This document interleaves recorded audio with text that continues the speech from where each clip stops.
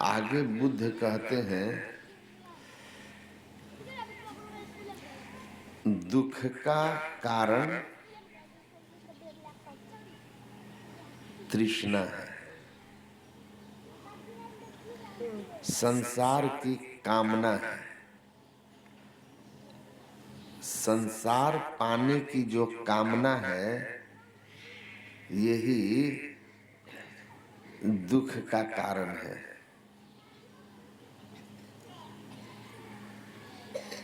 जिसके अंदर तृष्णा नहीं, कामना नहीं, चाहना नहीं, तो चाह चुमारी चूहरी अति नीचन को नीच, तू तो पूर्ण ब्रह्म है जो चाह न होती बीच।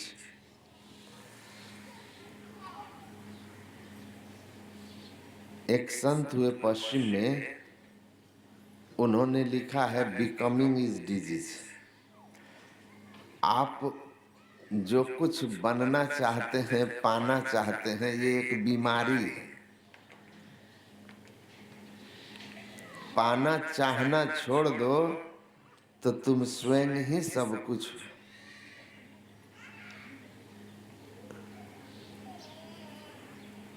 सर्व त्यक्त्वा मनः पीत्वा येषु स्वसी स्थिर भव। ऋषि कहते हैं सब चीज को भूल जाओ, जैसी स्थिति में हो वहीं अपने चित्त को स्थिर कर लो, मुक्त हो जाओगे। मन को पी जाओ, मन को मार दो, चित्त स्थिर करो, मन को समाप्त करो, अपने अवस्था में हो जाओ, सुखी हो जाओ। बहुत गंभीर बात है, आपको लगेगा कैसी बात है, लेकिन यही असली बात है। भजन सुने न, मन की तरंग मार लो बस हो गया भजन, 200% सही बात है। पर ये मन की तरंग मरे कैसे, ये सबसे बड़ी बात है। एक क्षण मन रुकता है। अभी बाबा सुना रहे थे ना, अर्जुन ने क्या कहा, वायु के बस में करने से ज्यादा कठिन है मन को बस में करना। ये एक क्षण रुकता नहीं है। क्षण में बहु हरि तरंग उठे, क्षण में धन खोजत लोग लुगाई, क्षण में बहु जोग बैराग कथे, छिन काम क्रोध को मारन दाई। एक क्षण में यह मन एकदम परमात्मा की भक्ति की बात कर रहा होगा, और दूसरे क्षण में यह संसार में धन, स्त्री, पुरुष की कल्पना कर रहा है। क्षण क्षण बदलता है। इसको कर रहे हैं स्थिर करो। इसीलिए कहा कि बहुत कठिन काम है। और गुरु महाराज कहे काम कितना भी कठिन हो, अगर तुम लगन से करोगे तो करत करत अभ्यास से जड़मति होत सुजान। प्रारंभ में लगेगा कठिन, लेकिन धीरे धीरे सहज हो जाएगा, धीरे धीरे सहज हो जाएगा।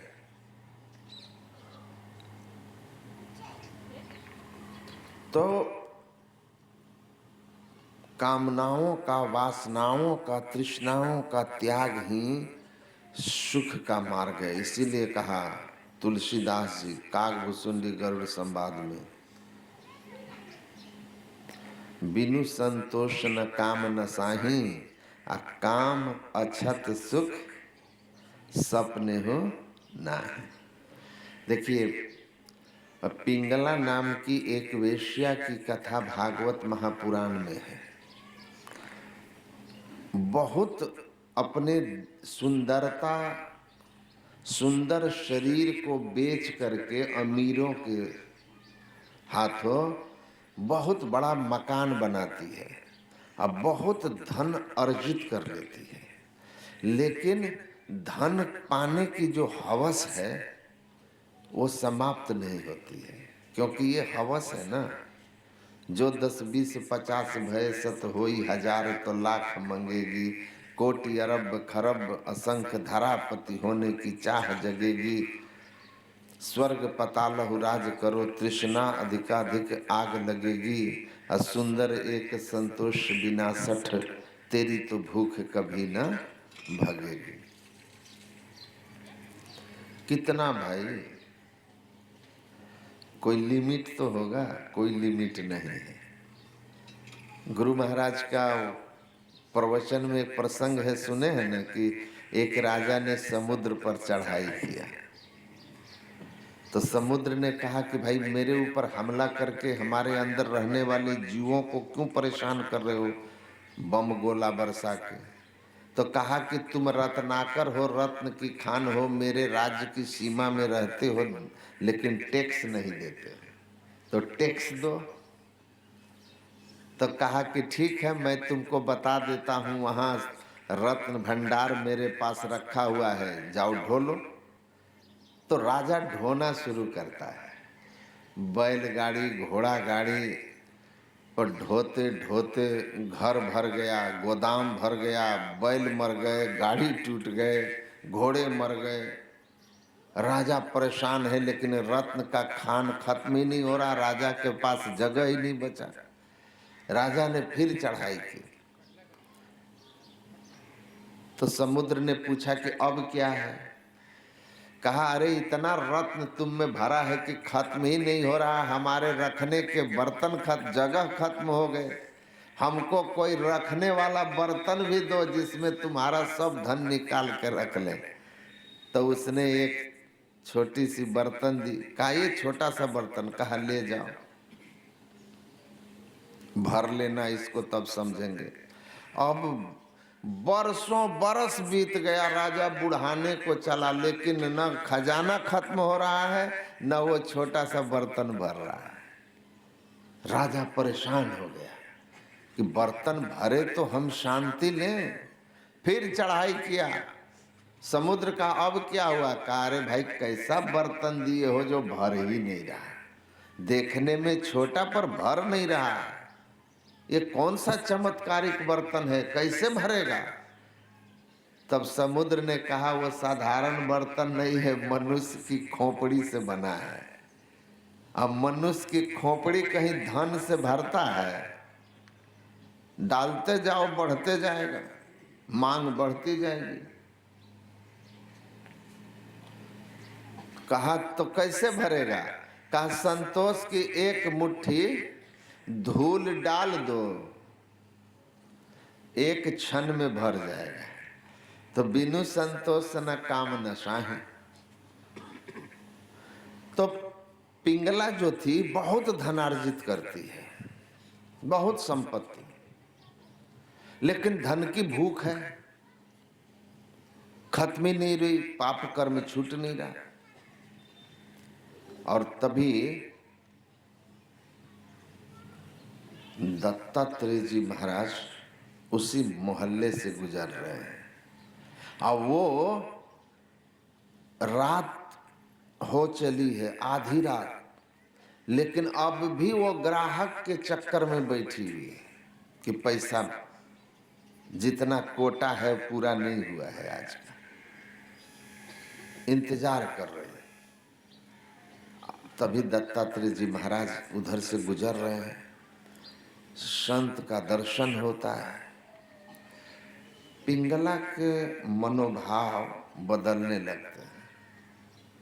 संत दरस जिमी पातक टरे, पुण्य पुंज बिनु मिलहि न संता। जैसे उनका दर्शन करती है मनोभाव बदलता है। कबीर दर्शन साधु के साहब आवे याद। संत का दर्शन हुआ, ईश्वर की याद आई, संस्कार में परिवर्तन हुआ, विचार में परिवर्तन हुआ, और उसको लग रहा है कि इस आदमी के शरीर पर वस्त्र तक नहीं है, अवधूत थे ना, शरीर में पूरा राख मल करके रहते थे, लंगोट पहनकर, शरीर पर कुछ नहीं है, लेकिन इसके चेहरे पर दिव्यता और शांति का जो भाव दिख रहा है उससे बहुत प्रभावित होती है। वो नैसर्गिक आभा जो उस संत के शरीर से निकल रही है, पिंगला के मनोभाव को एकदम से बदल दिया। और तब उसके अंदर में एक विचार उठता है कि अगर धन से सुख शांति मिल जाती किसी को,